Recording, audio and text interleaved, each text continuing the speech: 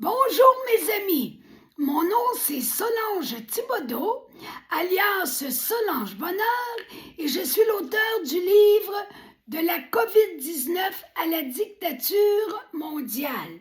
Aujourd'hui, 18 juin 2026, je suis rendue au milieu de la page 218 et hier, je vous expliquais en terminant que les mondialistes excluent toute forme de religion ou de spiritualité autre que leur philosophie déshumanisante et leur diabolique spiritualité.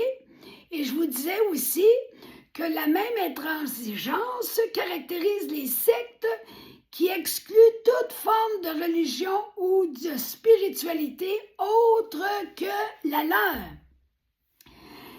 Interdire aux dévots d'entretenir des relations familiales et amicales en dehors de la secte s'insère parmi d'autres stratégies manipulatrices.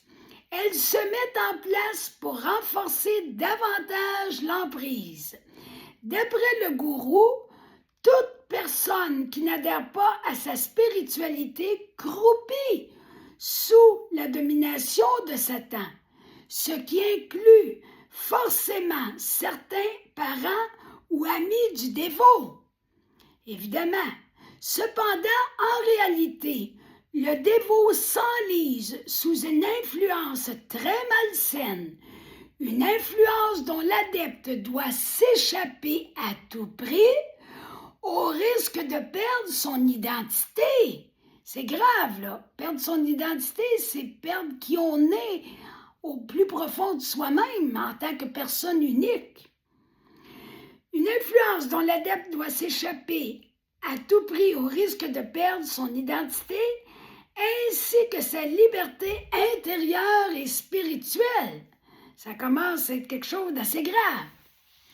Malgré son besoin d'affection et de relations humaines, la culpabilité et l'anxiété envahissent alors le disciple s'il enfreint la règle du sevrage familial et amical, spirituellement imposé, car le chef de la secte lui enseigne qu'en violant cet interdit, il risque par sa faute de contaminer spirituellement les autres membres de la secte. C'est-à-dire qu'un esprit diabolique, absorbé par contagion en fréquentant, entre guillemets, les gens du monde, peut sérieusement perturber l'ensemble de la secte.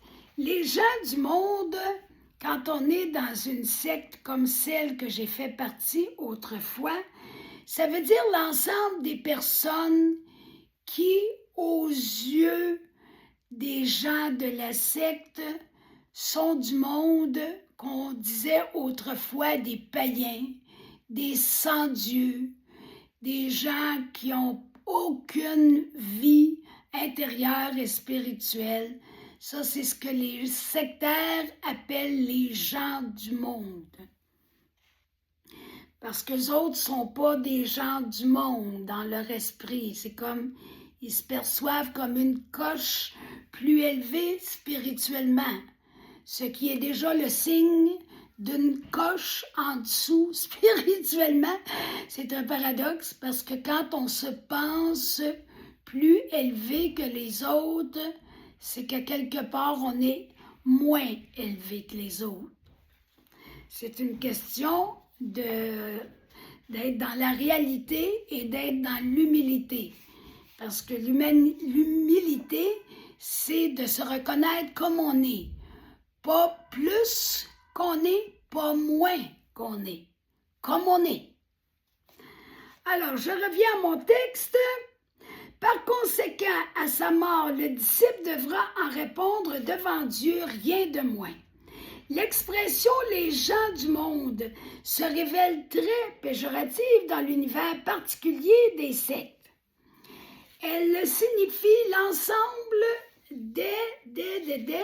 oups, un instant, il ne faut pas que je me mette dans mes feuilles. L'ensemble des sans-dieux ou des païens qui vivent sous la domination de Satan, je devrais attendre avant de vous donner les définitions. Là. Souvent, je les ai à la suite de ce que je lis. Fait que, en tout cas, vous l'avez dans d'autres mots, là, la définition des gens du monde. Elle signifie l'ensemble des sans-dieux ou des païens qui vivent sous la domination de Satan, toujours selon le point de vue de la secte. Évidemment, ce pseudomètre spirituel saisit aussi très bien que si son disciple fréquente des personnes hors de son giron, son dévot remettra peut-être en question le bien fondé de son adhésion au groupe sectaire. Voilà pourquoi le gourou utilise la stratégie manipulatrice de l'isolement pour le maintenir captif de sa domination, comme le mentionne Meredith Miller au sujet du syndrome de Stockholm au chapitre 5. Vous pouvez y revenir là, si vous y retournez dans les vidéos précédentes. Ça date d'il y a peut-être un mois ou deux, là, mais vous pourrez les trouver. Sûrement que vous verrez le nom de Meredith Miller à quelque part. Le point de vue et les réflexions de son ancien milieu de vie risquent éventuellement de lui coûter un disciple, une personne à son service. On parle du gourou, là. Un adepte qui rapporte gros de 1001 manières, en temps totalement consacré au gourou, en argent et en biens donnés, ainsi qu'en soumission à ses ordres, à ses, entre guillemets, merveilleux conseils spirituels, évidemment. Je me moque, bien sûr. Pareillement, nos chefs d'État emploient la stratégie manipulatrice de l'isolement, la distanciation sociale, les confinements. C'est des mots synonymes d'isolement. Pareillement, nos chefs d'État emploient la stratégie manipulatrice de l'isolement sanitaire, distanciation sociale, confinement et couvre-feu pour notre pseudo-bien. Comment ne pas s'émouvoir, entre guillemets, devant tant de bonté? En réalité, les chefs d'État veulent nous isoler pour les mêmes motifs que dans les sectes. C'est important de décoder ça. Il s'agit pour eux de nous empêcher de discuter entre nous et de réfléchir ensemble. Tout cela de manière à éviter que les peuples s'ouvrent les yeux sur leur plan abusif. De la même façon que les gourous ne veulent pas que leurs adeptes s'ouvrent les yeux sur l'abus de pouvoir qu'ils subissent. C'est la même histoire. Volontairement, ils nous privent d'accès à un univers de pensée tout à fait différent du leur, un univers qui risque de menacer leur emprise sur nous. Ils doivent donc à tout prix nous distancer les uns des autres. Ils cherchent à nous enfermer dans nos bulles familiales. Vous vous souvenez de la fameuse expression? On est passé de la bulle, de la cellule, c'est-à-dire familiale, à la bulle familiale. C'est spécial. OK.